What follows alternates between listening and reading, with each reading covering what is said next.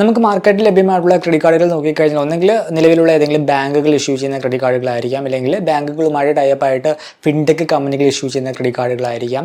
ബാങ്കുകൾ ഇഷ്യൂ ചെയ്യുന്ന ക്രെഡിറ്റ് കാർഡുകളാണെങ്കിൽ നമുക്കതിനെ മാനേജ്മെൻറ്റൊക്കെ ബാങ്കിൻ്റെ തന്നെ മൊബൈൽ ആപ്പിൽ അല്ലെങ്കിൽ ബാങ്കിൻ്റെ നെറ്റ് ബാങ്കിങ്ങിൽ തന്നെയായിരിക്കും വരുന്നത്. ഇനി ഫിൻടെക് കമ്പനികളുമായിട്ട് ടൈപ്പ് ആയിട്ട് ബാങ്കുകൾ നൽകുന്ന ക്രെഡിറ്റ് കാർഡുകളാണെങ്കിൽ അത് മാനേജ് ചെയ്യാനായിട്ട് ഒരു ഡെഡിക്കേറ്റഡ് മൊബൈൽ ആപ്പ് ഉണ്ടാകും. ഉദാഹരണമായിട്ട് കിവി, അതുപോലെ തന്നെ സ്കാപ്പിയ കാർഡ്, അതൊക്കെ ഡെഡിക്കേറ്റഡ് മൊബൈൽ ആപ്പാണ് നമുക്കത് മാനേജ് ചെയ്യാനായിട്ട്. പിന്നെയുള്ള ഒരു സെപ്പറേറ്റ് ഒരു സ്ഥാപനമാണ് SBI കാർഡ്സ് എന്ന് പറയുന്നത്. SBI കാർഡ്സ് പ്രധാനമായിട്ടും ക്രെഡിറ്റ് കാർഡുകളാണ് നൽകുന്നത്. അപ്പോൾ SBI കാർഡ്സിലേക്ക് വരുമ്പോൾ SBI കാർഡ്സിന് ഒരു ഡെഡിക്കേറ്റഡ് മൊബൈൽ ആപ്പ് ഉണ്ട് നമുക്ക് കാർഡ് മാനേജ് ചെയ്യാനൊക്കെ ആയിട്ട്. അതുപോലെ തന്നെ അവർക്കൊരു ഡെഡിക്കേറ്റഡ് വെബ് പോർട്ടലും ഉണ്ട് നമ്മുടെ കാർഡിൻ്റെ മാനേജ്മെൻറ്റിനൊക്കെ ആയിട്ട്. ഇപ്പോൾ നിലവിൽ ഞാൻ അവരുടെ ഒരു SBI ക്യാഷ് ബാക്ക് കാർഡ് എടുത്തിട്ടുണ്ട്. മുൻപ് ഞാനത് എടുത്തിട്ട് ക്ലോസ് ചെയ്തതാണ്. പിന്നെ ഇപ്പോൾ നിലവിൽ കുറച്ച് ചേഞ്ചൊക്കെ എൻ്റെ പാറ്റേണിൽ വന്നതുകൊണ്ട് തന്നെ ഞാൻ അത് വീണ്ടും റീആക്ടിവേറ്റ് ചെയ്തെടുത്തിട്ടുണ്ട്. സോ SBI കാർഡ് ഇഷ്യൂ ചെയ്യുന്ന ക്രെഡിറ്റ് കാർഡുകൾ മാനേജ് ചെയ്യുന്നത് അവരുടെ ഡെഡിക്കേറ്റഡ് മൊബൈൽ ആപ്പ് വഴി തന്നെയാണ്. സോ ഇന്നത്തെ വീഡിയോയിലൂടെ എന്തായാലും നമുക്ക് SBI കാർഡ്സിൻ്റെ മൊബൈൽ ആപ്പ് ഒന്ന് പരിചയപ്പെടാം. ആ ഒരു മൊബൈൽ ആപ്പിൽ എന്തൊക്കെ ഫീച്ചേഴ്സാണ് നമുക്ക് ലഭ്യമായിട്ടുള്ളതെന്ന് ഡീറ്റെയിൽ ആയിട്ട് നോക്കാം. ഇതാണ് SBI കാർഡ്സിൻ്റെ മൊബൈൽ ആപ്പിൻ്റെ ഹോം പേജ് എന്ന് പറയുന്നത്. ഹോം പേജിൽ തന്നെ ടോപ്പിലായിട്ട് നമ്മുടെ കാർഡിൻ്റെ ആ ഒരു ഓവർവ്യൂ ആയിരിക്കും. നമുക്ക് കാർഡ് നമ്പറിൻ്റെ ലാസ്റ്റ് 4 ഡിജിറ്റ് കാണാം, അവൈലബിൾ ക്രെഡിറ്റ് ലിമിറ്റ് കാണാം, നമ്മളുടെ ടോട്ടൽ ക്രെഡിറ്റ് ലിമിറ്റ് കാണാം, എത്ര എമൗണ്ട് നമ്മൾ യൂസ് ചെയ്തു അത് കാണാം. പിന്നെ വ്യൂ കാർഡ് എന്ന് പറഞ്ഞ ഓപ്ഷൻ ക്ലിക്ക് ചെയ്ത് കഴിഞ്ഞാൽ നമ്മളുടെ മൊബൈൽ നമ്പറിലേക്ക്, രജിസ്റ്റേർഡ് മൊബൈൽ നമ്പറിലേക്ക് OTP വരും. OTP എൻ്റർ ചെയ്ത് കഴിഞ്ഞാൽ നമുക്ക് ഡിജിറ്റലി നമ്മളുടെ കാർഡ് ഇൻഫർമേഷൻ ആക്സസ് ചെയ്യാം. നമുക്ക് card number, CVV, expiry date, അങ്ങനെയുള്ള ഇൻഫർമേഷനൊക്കെ കിട്ടും. കാർഡ് എപ്പോഴും നമ്മുടെ കയ്യിൽ കീപ്പ് ചെയ്യണമെന്നില്ല. ഡിജിറ്റൽ ട്രാൻസാക്ഷനൊക്കെ ആ ഒരു ഇൻഫർമേഷൻസ് വെച്ച് നമുക്ക് ചെയ്യാം. ഇവിടെ ഇപ്പോൾ എൻ്റെ ലിമിറ്റ് എന്ന് പറയുന്നത് 50,000 രൂപയാണ്.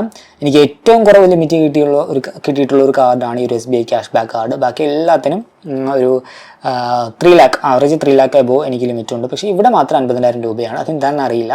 ഞാൻ മുൻപ് ഈ ഒരു കാർഡ് എടുത്തിട്ട് ക്ലോസ് ചെയ്തതാണ്. അന്നും 50,000 രൂപയായിരുന്നു അപ്രൂവായി കിട്ടിയത്. അതിൽ ഞാൻ 1319 രൂപ യൂസ് ചെയ്തു. ബാക്കി 48,681 രൂപ ലിമിറ്റ് അവൈലബിൾ ആണ്. പിന്നെ ഇത് വിസ വേരിയന്റ് കാർഡാണ്. അത് നമുക്ക് റൈറ്റ് സൈഡിൽ കാണാനായിട്ട് സാധിക്കും, വിസ എന്ന്. പിന്നെ താഴേക്ക് വരുമ്പോൾ നമുക്ക് നമ്മളുടെ സ്റ്റേറ്റ്മെന്റ് ജനറേറ്റ് ആയിട്ടുണ്ടെങ്കിൽ നമ്മളുടെ total amount due, minimum amount due, അങ്ങനെയുള്ള അതിൻ്റെ ഒരു ഓവർവ്യൂ, ബില്ലിൻ്റെ ഒരു ഓവർവ്യൂ നമുക്ക് അവിടെ കാണാനായിട്ട് സാധിക്കും. പിന്നെ താഴെയായിട്ട് നമ്മളുടെ ലാസ്റ്റ് പേയ്മെന്റ് ഡീറ്റെയിൽസ് കാണാം. എത്ര രൂപയാണ് നമ്മൾ ലാസ്റ്റ് പേ ചെയ്തത്, പേയ്മെന്റ് ഡേറ്റും കാണാം.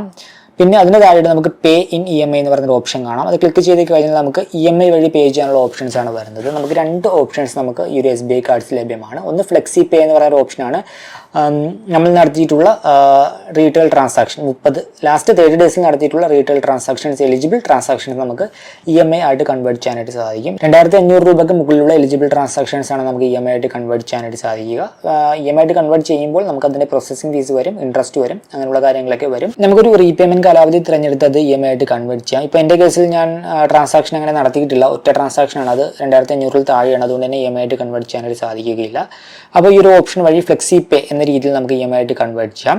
പിന്നെ ഇതിൽ വരുന്ന മറ്റൊരു ഓപ്ഷനാണ് നമുക്ക് ബാലൻസ് ട്രാൻസ്ഫർ എന്ന് പറയുന്നത്. നിങ്ങൾക്ക് മറ്റൊരു ക്രെഡിറ്റ് കാർഡ് ഉണ്ട്, അതിൻ്റെ ബില്ല് പേ ചെയ്യാനായിട്ട് സാധിക്കില്ല എന്നുണ്ടെങ്കിൽ അതിൻ്റെ ഔട്ട്സ്റ്റാൻഡിംഗ് ബാലൻസ് ഈ ഒരു കാർഡ് ഉപയോഗിച്ച് പേ ചെയ്യാം. ആ ഒരു ഫീച്ചറാണ് ബാലൻസ് ട്രാൻസ്ഫർ. നമ്മളുടെ അവൈലബിൾ ലിമിറ്റിനെ ഡിപ്പെൻഡ് ചെയ്തിരിക്കും. ഇപ്പോൾ എൻ്റെ കേസിൽ 36,510 രൂപ വരെയാണ് മാക്സിമം എനിക്ക് യൂസ് ചെയ്യാനായിട്ട് സാധിക്കുക. എമൗണ്ട് എൻ്റർ ചെയ്യുക, റീപേയ്മെൻറ്റ് ഓപ്ഷൻ എൻ്റർ ചെയ്യുക, പിന്നെ ഓഫർ ഡീറ്റെയിൽസ്, കാർഡ് ഡീറ്റെയിൽസൊക്കെ എൻ്റർ ചെയ്യുക. ഡീറ്റെയിൽസൊക്കെ വെരിഫൈ ചെയ്ത് നമുക്ക് ബാലൻസ് ട്രാൻസ്ഫർ ഓപ്ഷൻ നമുക്ക് യൂസ് ചെയ്യാം.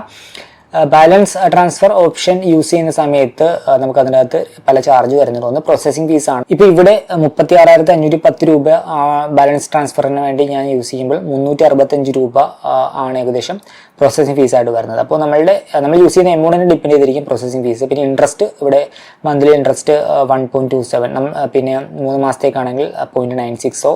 നമ്മൾ എത്ര നാളത്തെ കാലാവധിയാണ് തിരഞ്ഞെടുക്കുന്നത് അതിനെ ഡിപ്പെൻഡ് ചെയ്തിരിക്കും. പിന്നെ താഴെയായിട്ട് നമ്മുടെ കാർഡ് ഡീറ്റെയിൽസ് ഒക്കെ എൻ്റർ ചെയ്യുക. ഏത് കാർഡിൻ്റെ ബില്ലാണോ പേ ചെയ്യേണ്ടത്, അല്ലെങ്കിൽ അതിൻ്റെ ഏത് കാർഡിൻ്റെ ഔട്ട്സ്റ്റാൻഡിംഗ് ബാലൻസ് ആണോ നമുക്ക് അതിലേക്ക് ട്രാൻസ്ഫർ ചെയ്യുന്നത്, അത് എൻ്റർ ചെയ്യുക. ആ രീതിയിൽ നമുക്ക് ഈ ഒരു ഓപ്ഷൻ പ്രയോജനപ്പെടുത്താം.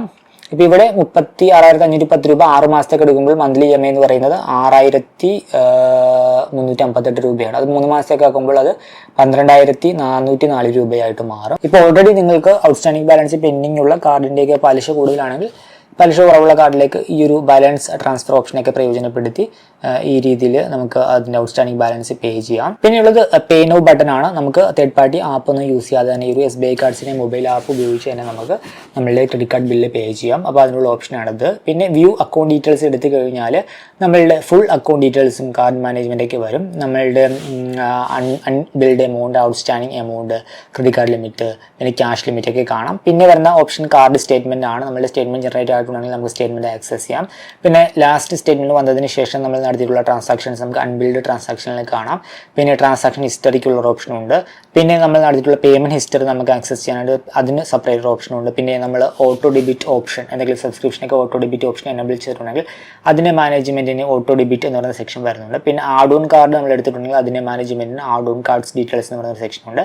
പിന്നെ നമുക്ക് ഈ ഒരു കാർഡിൽ കിട്ടിയിട്ടുള്ള ക്യാഷ് ബാക്കിൻ്റെ സമ്മറി അറിയാനായിട്ട് ഇവിടെ കാർഡ് ക്യാഷ് ബാക്ക് സമ്മറി എന്ന് പറയുന്ന ഓപ്ഷനുണ്ട്. പിന്നെ ഡ്യൂപ്ലിക്കേറ്റ് സ്റ്റേറ്റ്മെൻറ്റ് റിക്വസ്റ്റ് ചെയ്യാനുള്ള ഓപ്ഷൻ, പിന്നെ സ്പെൻഡ് അനലൈസർ എന്ന് പറഞ്ഞ് നമ്മുടെ സ്പെൻഡിങ് ഒക്കെ നമുക്ക് അനലൈസ് ചെയ്യാനുള്ള ഓപ്ഷൻ വരുന്നുണ്ട്. പിന്നെ നമുക്ക് KYC റിന്യൂവൽ എന്ന് പറഞ്ഞൊരു ഓപ്ഷൻ കൂടി ഈ ഒരു സെക്ഷനിൽ കൊടുത്തിട്ടുണ്ട്. പിന്നെ താഴേക്ക് പോകുമ്പോൾ നമുക്ക് SBI കാർഡ്സുമായി റിലേറ്റഡ് ആയിട്ടുള്ള വിവിധ ബാനേഴ്സും കാര്യങ്ങളൊക്കെ കാണാനായിട്ട് സാധിക്കുക. നമുക്ക് വൗച്ചേഴ്സ് പർച്ചേസ് ചെയ്യുന്ന സമയത്ത് നമുക്ക് ഓഫ്, അപ്പോൾ അതിൻ്റെ ഒരു പരസ്യം വന്നിട്ടുണ്ട്. പിന്നെ നമുക്ക് ആഡ് ഓൺ കാർഡിന് അപ്ലൈ ചെയ്യാനുള്ളൊരു ബാനറാണ് കൊടുത്തിരിക്കുന്നത്. പിന്നെ അതിന് താഴത്തായിട്ട് വരുമ്പോൾ നമ്മൾ ഈ ഒരു കാർഡ് ഉപയോഗിച്ച് നമ്മുടെ SBI കാർഡ്സിൻ്റെ കാർഡ് ഉപയോഗിച്ച് നടത്തിയിട്ടുള്ള റീസെൻറ്റ് ട്രാൻസാക്ഷൻസ് നമുക്ക് അവിടെ കാണാം.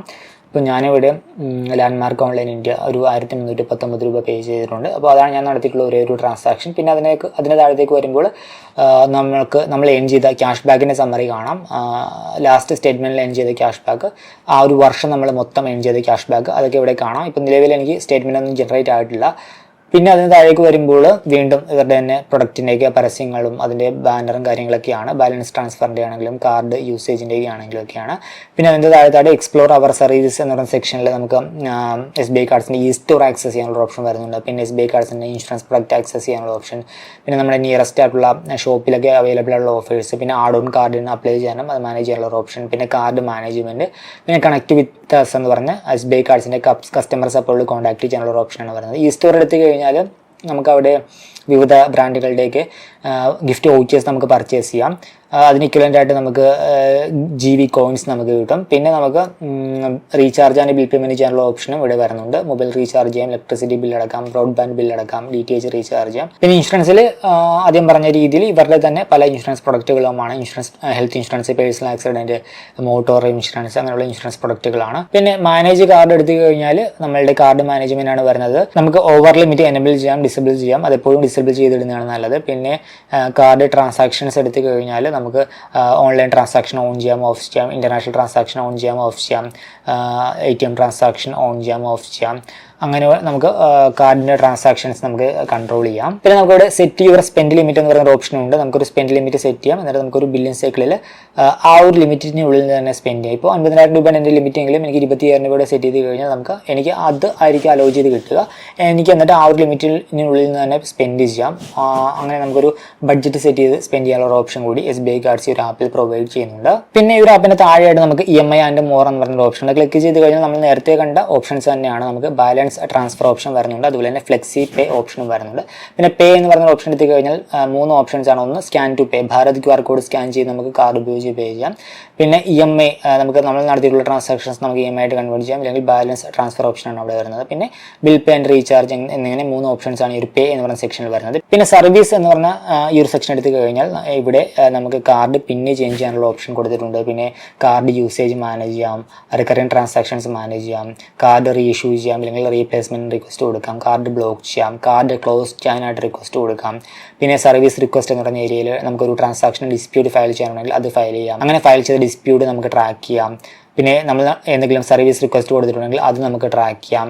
പിന്നെ ക്രെഡിറ്റ് ബാലൻസ്, റീഫണ്ട്, എന്തെങ്കിലും ഫണ്ട് നമുക്ക് ഈ ഒരു കാർഡിൽ നിന്നും അക്കൗണ്ടിലേക്ക് വരാനുണ്ടെങ്കിൽ അതിൻ്റെ മാനേജ്മെൻറ്റ്. പിന്നെ ഫീസ് ആൻഡ് ചാർജ് അറിയാനുള്ള ഒരു സെക്ഷൻ, പിന്നെ ഈ സ്റ്റേറ്റ്മെൻറ്റ് സബ്സ്ക്രിപ്ഷൻ ചെയ്യാനുള്ള ഒരു ഓപ്ഷൻ, പിന്നെ IVR OTP ഓപ്ഷൻ എന്നിവയാണ് ഒരു സർവീസ് എന്നുള്ള സെക്ഷനിൽ കൊടുത്തിരിക്കുന്നത്. പിന്നെ മോർ എന്നുള്ള സെക്ഷനിൽ card cash back, benefit, insurance, WhatsApp connect എന്നിങ്ങനെയുള്ള ഓപ്ഷൻസ് ആണ് വരുന്നത്. ഒരു കാർഡ് ക്യാഷ് ബാക്ക് സമ്മറി എടുത്തു കഴിഞ്ഞാൽ നമുക്ക് കിട്ടിയ ക്യാഷ് ബാക്കിൻ്റെ മൊത്തത്തിലുള്ള ഒരു ഓവർവ്യൂ കാണാം. ഇപ്പോൾ ഇവിടെ എനിക്ക് 65 രൂപയാണ് ടോട്ടൽ ക്യാഷ് ബാക്ക് കിട്ടിയിരിക്കുന്നത്. ഈ ഒരു വീഡിയോ ഇഷ്ടമാണെന്ന് കരുതുന്നു. നിങ്ങൾ SBI കാർഡ്സ് യൂസ് ചെയ്യുന്ന ഒരു വ്യക്തിയാണെങ്കിൽ നിങ്ങളുടെ എക്സ്പീരിയൻസ് കമൻറ്റ് ചെയ്യുക. പ്രത്യേകിച്ച് നിങ്ങളൊരു നിങ്ങൾക്ക് cash back credit card use ചെയ്യുന്ന ഒരു വ്യക്തിയാണെങ്കിൽ SBI കാർഡ്സിൻ്റെ cash back variant credit card use ചെയ്യുന്ന ഒരു വ്യക്തിയാണെങ്കിൽ നിങ്ങളുടെ എക്സ്പീരിയൻസ് ജസ്റ്റ് ഒന്ന് കമൻറ്റ് ചെയ്യുക. മറ്റുള്ളവർക്ക് അത് യൂസ്ഫുൾ ആയിട്ട് മാറും. താല്പര്യമുള്ളവർക്ക് അപ്ലൈ ചെയ്യാനുള്ള ലിങ്ക് ഞാൻ വീഡിയോക്ക് താഴെ നൽകുന്നുണ്ട്. അപ്പോൾ മറ്റൊരു വീഡിയോയിൽ മറ്റൊരു ടോപ്പിക്കുമായി കണ്ടുമുട്ടാമെന്ന പ്രതീക്ഷയോട് കൂടി